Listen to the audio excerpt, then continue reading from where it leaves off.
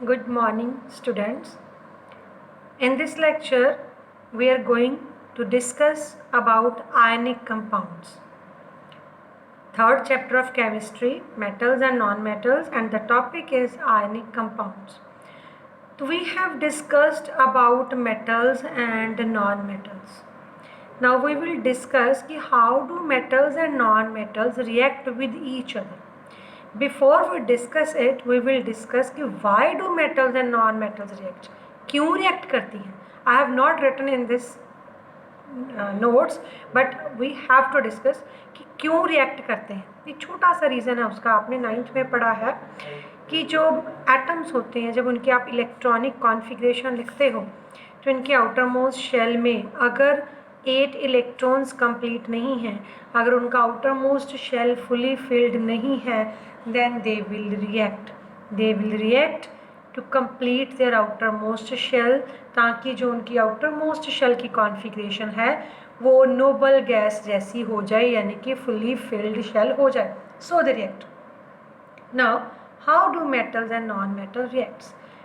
Atoms जो metal के होते हैं उनके बाहर के शेल में ना, आउटर मोस्ट शेल में या तो 1 इलेक्ट्रॉन्स होते हैं या 2 या 3. ये उनकी पहचान है, आइडेंटिफिकेशन. मेटल एटम्स के आउटर मोस्ट शेल में 1, 2 या 3 इलेक्ट्रॉन्स होते हैं. तो उनकी टेंडेंसी होती है कि उनके आउटर मोस्ट शेल वाला 1, 2 या 3 जितने भी इलेक्ट्रॉन्स हैं वो उनको लूज़ करें, ताकि उनके आउटर मोस्ट शेल में पीछे पूरे इलेक्ट्रॉन्स फुली फिल्ड शेल रह जाए और वो स्टेबल हो जाए. ठीक है, तो जब वो इलेक्ट्रॉन लूज़ करते हैं then metal form positive ions, और उन पॉजिटिव आयंस को हम कहते हैं कैटायंस. तो इसीलिए हम मेटल्स को कहते हैं they are electro positive in nature because they lose electrons and form positive ions, so they are electro positive in nature. Now non metal atoms की पहचान होती है कि उनके आउटर मोस्ट शेल में 5, 6 या 7 इलेक्ट्रॉन्स होते हैं. वैसे तो जिसके बाहर वाले शेल में 4 इलेक्ट्रॉन्स होंगे वो भी नॉन मेटल होता है, लेकिन वो गेन नहीं करता, एक्सेप्ट नहीं करता. तो जिन नॉन मेटल एटम्स के बाहर वाले शेल में 5, 6 या 7 इलेक्ट्रॉन्स होंगे वो एक्सेप्ट करेंगे इलेक्ट्रॉन्स. जिसके पास बाहर वाले शेल में 7 है वो 1 एक्सेप्ट करेगा, जिसके आउटर मोस्ट शेल में 6 हैं वो 2 एक्सेप्ट करेगा, जिसके आउटर मोस्ट शेल में 5 हैं वो 3 एक्सेप्ट करेगा, ताकि आउटर मोस्ट शेल में 8 हो जाए, ताकि outer most shell fully filled हो जाए और स्टेबल हो जाए. तो नॉन मेटल एटम जब इलेक्ट्रॉन को गेन करते हैं, एक्सेप्ट करते हैं, तो उनके पास नेगेटिव चार्ज ज़्यादा मात्रा में हो जाता है बिकॉज इलेक्ट्रॉन्स आर नेगेटिव. तो इस तरह से वो बन जाते हैं नेगेटिव आयंस, जिनको हम कहते हैं एनायंस. ठीक है, इसीलिए नॉन मेटल्स को इलेक्ट्रोनेगेटिव इन नेचर कहा जाता है, क्योंकि वो इलेक्ट्रॉन्स एक्सेप्ट करते हैं और नेगेटिव आयंस बनाते हैं. अब जब मेटल्स और नॉन मेटल्स का आपस में रिएक्शन करवाया जाएगा, जब वो दोनों रिएक्ट करेंगे तो मेटल एटम इलेक्ट्रॉन लूज़ करेगा और नॉन मेटल एटम उसको एक्सेप्ट कर लेगा. तो इस तरह से क्या हो गया, ट्रांसफ़र ऑफ इलेक्ट्रॉन हो गया from metal to non metal. तो उसकी वजह से क्या हो गया, उस रिएक्शन मिक्सचर में पॉजिटिव आयंस बन गए और नेगेटिव आयंस बन गए. मेटल ने इलेक्ट्रॉन छोड़ा, पॉजिटिव आयन बन गया. नॉन मेटल ने इलेक्ट्रॉन गेन किया, नेगेटिव आयन बन गया. तो कितने सारे पॉजिटिव नेगेटिव आयंस उसमें हो जाएंगे. अब ये आयंस क्योंकि ऑपोजिटली चार्ज हैं तो दे विल गेट टुगेदर, वो इकट्ठे हो जाएंगे और वो एक क्रिस्टल स्ट्रक्चर बना देंगे मॉलिक्यूल का, क्योंकि ऑपोजिट चार्जेस के अंदर स्ट्रॉन्ग फोर्सेस ऑफ अट्रैक्शन होती हैं. इसीलिए उनकी अट्रैक्शन की वजह से स्ट्रॉन्ग बॉन्ड्स बन जाएंगे और मॉलिक्यूल्स बन जाएंगे, और इन मॉलिक्यूल्स के क्रिस्टल स्ट्रक्चर होते हैं. ठीक है, क्रिस्टल लैटिस कहते हैं इनके स्ट्रक्चर्स को, क्रिस्टल स्ट्रक्चर्स होते हैं. फॉर एग्जांपल हम करते हैं सबसे पहले सोडियम क्लोराइड का मॉलिक्यूल, जिसको हम कॉमन सॉल्ट भी कहते हैं, नमक. सोडियम क्लोराइड कैसे बना, sodium reacts with chlorine to form sodium chloride. ठीक है, नॉर्मल इक्वेशन तो यही है कि सोडियम और क्लोरीन का रिएक्शन होगा, सोडियम क्लोराइड बनेगा. अब इस रिएक्शन मिक्सचर के अंदर होगा क्या, जब सोडियम और क्लोरीन को मिक्स करके हीट करेंगे, हीट करने पर होगा क्या, एक्चुअली में क्या होगा, जो सोडियम है उसका एटॉमिक नंबर है 11, तो उसकी कॉन्फ़िगरेशन हो गई 2 8 1, इसलिए वो ये बाहर वाला 1 इलेक्ट्रॉन लूज़ करेगा और ये इलेक्ट्रॉन उसने लूज़ कर दिया और क्या बन गया ये पॉजिटिव आयन। क्योंकि अगर ये एक लूज़ कर दिया तो पीछे कितने रह गए 8 कंप्लीट रह गए ना, आउटर मोस्ट शेल हो गया फुली फिल्ड। तो जो सोडियम का आयन है वो सोडियम के एटम से स्टेबल होगा, क्योंकि एटम के तो आउटर मोस्ट शेल में 1 इलेक्ट्रॉन है, वो तो लूज़ करना चाहेगा, लेकिन आयन अप टू 8 पूरी शेल कॉन्फ़िगरेशन फिल हो गई है, अब ये स्टेबल हो गया। इलेक्ट्रॉन लूज़ किया, ये जो इलेक्ट्रॉन इसने लूज़ किया, अब क्योंकि क्लोरीन के पास बाहर वाले शेल में 7 इलेक्ट्रॉन्स हैं, तो वो इलेक्ट्रॉन क्लोरीन ने गेन कर लेना है और क्या बन जाना है नेगेटिव आयन। अब ये जो नेगेटिव आयन बन गया ना, अब क्या होना है यहाँ पर रिएक्शन मिक्सचर के अंदर कितने सारे पॉजिटिव नेगेटिव आयन्स हो गए। अब जैसे यहाँ पर पॉजिटिव है तो इसके आसपास क्या होगा, सारे ही नेगेटिव आयन्स गैदर हो जाएंगे। जहाँ नेगेटिव है उसके आसपास क्या होगा, सारे ही पॉजिटिव आयन्स गैदर हो जाएंगे। ठीक है, तो इस तरह से एक लैटिस स्ट्रक्चर बन जाएगा। स्ट्रॉन्ग फोर्स ऑफ अट्रैक्शन के द्वारा एक लैटिस स्ट्रक्चर बन जाएगा एंड मॉलिक्यूल की एक फिक्स्ड शेप होगी। ठीक है, तो पॉजिटिव के आसपास नेगेटिव, नेगेटिव के आसपास पॉजिटिव, क्योंकि अट्रैक्शन की फोर्सेस बहुत ही स्ट्रॉन्ग है। अब इस रिएक्शन को हमने इलेक्ट्रॉन डॉट स्ट्रक्चर में करना है जो आपके सिलेबस में है।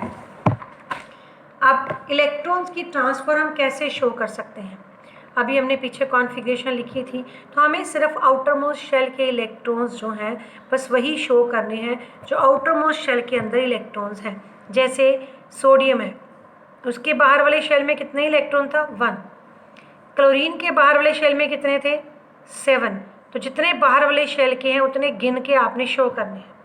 अब हमने क्या देखा है, हमने देखा कि सोडियम ने इलेक्ट्रॉन लूज़ किया और क्लोरीन ने गेन कर लिया, ये ट्रांसफ़र हो गई मेटल से नॉन मेटल की तरफ। एज ए रिजल्ट बना क्या, सोडियम ने क्योंकि लूज़ किया वो बन गया है सोडियम का आयन। क्लोरीन ने क्योंकि गेन किया तो इसके पास 8 इलेक्ट्रॉन लगाओ, 8 हो गए पूरे, 7 थे ना अपने पास, एक इसने एक्सेप्ट कर लिया तो इसके पास नेगेटिव चार्ज आ गया क्योंकि इसने एक्सेप्ट किया। तो कितने सारे सोडियम आयन, कितने सारे chloride ion, as a result molecule बन गया NaCl अट्रैक्शन की फोर्सेस की वजह से। अब हमें कुछ और मॉलिक्यूल्स की स्ट्रक्चर्स, इलेक्ट्रॉन डॉट स्ट्रक्चर्स करने हैं। नेक्स्ट है हमारे पास मैग्नीशियम क्लोराइड। नाउ मैग्नीशियम का एटॉमिक नंबर है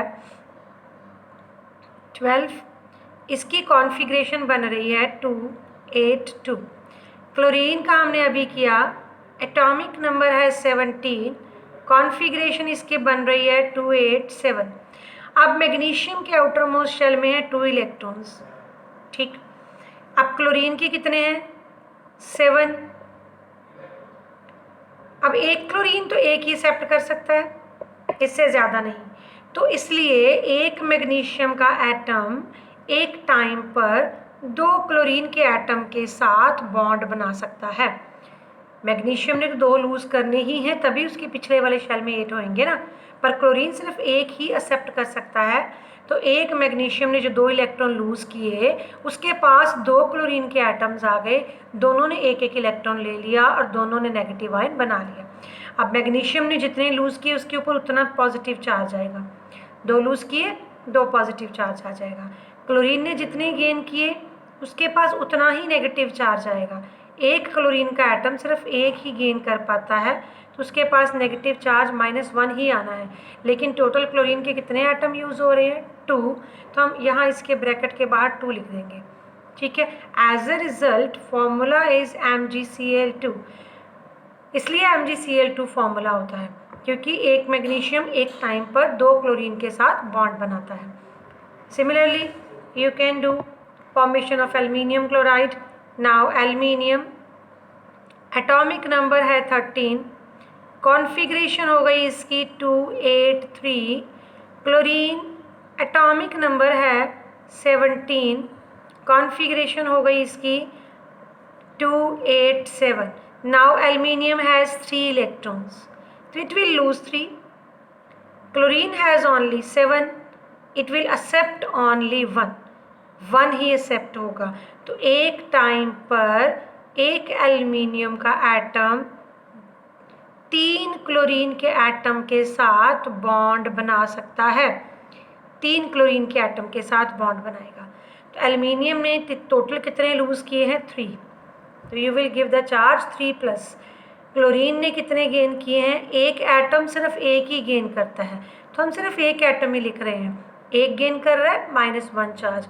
लेकिन टोटल कितने क्लोरीन है? 3 हैं, तो we will write here 3 and the formula is Al3 because 1 aluminium atom है और 3 क्लोरीन के एटम्स हैं, so formula is AlCl3। Next है formation of magnesium oxide. Now magnesium again atomic number है 12, कॉन्फ़िगरेशन हुई 282, ऑक्सीजन एटॉमिक नंबर 8, कॉन्फ़िगरेशन हो गई 2, 6। Magnesium has 2 electrons and oxygen has 6। ये 2 लूज़ करेगा तो पीछे 8 हो जाएंगे, ये 2 एक्सेप्ट कर लेगा तो इसके पास 8 हो जाएंगे बाहर वाले शेल में। तो जो 2 इलेक्ट्रॉन इसने लूज़ करने हैं वो दोनों ही एक ऑक्सीजन के एटम ने गेन कर सकता है। एक ऑक्सीजन के पास कैपेसिटी है कि वो 2 इलेक्ट्रॉन गेन करे, तो वो 2 लूज़ कर रहा है और वो 2 गेन कर रहा है। एज ए रिजल्ट Mg ने 2 इलेक्ट्रॉन लूज़ किए, सो 2+ चार्ज। ऑक्सीजन ने 2 इलेक्ट्रॉन गेन किए, so 2- charge. As a result MgO, 1 atom, formula is MgO। 1 atom है, इसलिए formula is MgO। And the last molecule is formation of sodium oxide. Again atomic number 11 हो गया sodium के लिए, configuration हो गई उसकी 281। ऑक्सीजन के लिए हो गया एटॉमिक नंबर 8, कॉन्फ़िगरेशन हो गई इसकी 2, 6। एक सोडियम एक ही इलेक्ट्रॉन है, ऑक्सीजन के पास कितने हैं? 6। इसको 2 चाहिए तभी इसके 8 कंप्लीट होंगे, लेकिन एक सोडियम सिर्फ एक ही दे सकता है। तो यहाँ पर क्या होगा? 2 सोडियम के एटम एक ऑक्सीजन के साथ बॉन्ड बनाएंगे। तो रिक्वायरमेंट पर डिपेंड करता है किसके एटम ज़्यादा यूज़ हो रहे हैं। ठीक है, यहाँ पर एक सोडियम सिर्फ एक ही लूज़ कर सकता है, एक से ज़्यादा लूज़ ही नहीं कर सकता वो, बाहर वाले शेल में सिर्फ एक ही है, लेकिन ऑक्सीजन को तो 8 कंप्लीट करने हैं ना। तो एक ऑक्सीजन एक टाइम पर 2 सोडियम के साथ बॉन्ड बनाएगा। ना सोडियम ने 1 इलेक्ट्रॉन लूज़ किया, चार्ज उसके पास उतना ही आना जितना उसने लूज़ किया, लेकिन टोटल सोडियम के कितने एटम यूज़ हो गए हैं? 2, तो हम उसके बाहर ब्रैकेट में 2 लगा देंगे। ऑक्सीजन के ने तो 2 एक्सेप्ट कर लिए, कुल मिलाकर उसके पास 8 हो गए हैं। अब 2 एक्सेप्ट किए हैं तो 2- charge. As a result molecular formula is Na2O because 2 atoms of sodium and 1 atom of oxygen is there.